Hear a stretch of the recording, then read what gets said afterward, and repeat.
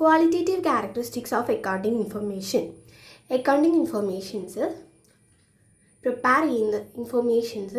Prepare ചെയ്യുന്ന സമയത്ത്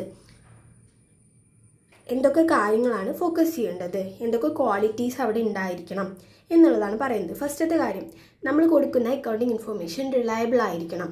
അതായത് അത് വായിക്കുന്ന യൂസേഴ്സിന് അത് വിശ്വസിക്കാനായിട്ട് സാധിക്കണം, ക്രെഡിബിൾ ആയിരിക്കണം, അവർക്കതിനെ ഡിപ്പെൻഡ് ചെയ്യാനായിട്ട് സാധിക്കണം. അവിടെ ഒരു തരത്തിലുള്ള എറേഴ്സും ഉണ്ടാവാനായിട്ട് പാടില്ല.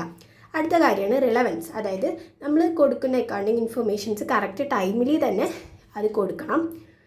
മാത്രമല്ല നമ്മൾ കൊടുത്തിട്ടുള്ള ഇൻഫർമേഷൻസ് വെച്ചിട്ട് യൂസേഴ്സിന് ഡിസിഷൻസ് എടുക്കാനായിട്ട് സാധിക്കണം. അടുത്ത കാര്യമാണ് അണ്ടർസ്റ്റാൻഡബിലിറ്റി. അക്കൗണ്ടിങ് ഇൻഫർമേഷൻസ് എങ്ങനെയാണോ പ്രിപ്പയർ ചെയ്യുന്നത് അതേ സെൻസിൽ തന്നെ അത് യൂസ് ചെയ്യുന്ന ആളുകൾക്ക് അതേ സെൻസിൽ അത് റിസീവ് ചെയ്യാനായിട്ട് സാധിക്കണം. അതിനെയാണ് അണ്ടർസ്റ്റാൻഡബിലിറ്റി എന്ന് പറയുന്നത്. അടുത്ത കാര്യമാണ് കമ്പാരബിലിറ്റി.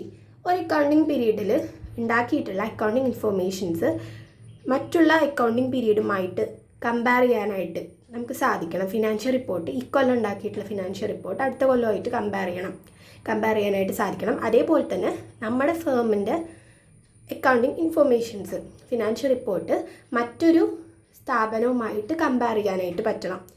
ഇത്തരത്തിൽ 4 ക്വാളിറ്റേറ്റീവ് ക്യാരക്ടറിസ്റ്റിക്സ് ആണ് അക്കൗണ്ടിങ് ഇൻഫർമേഷൻ ഉണ്ടായിരിക്കേണ്ടത്: റിലയബിലിറ്റി, റിലവൻസ്, അണ്ടർസ്റ്റാൻഡബിലിറ്റി, കമ്പാരബിലിറ്റി.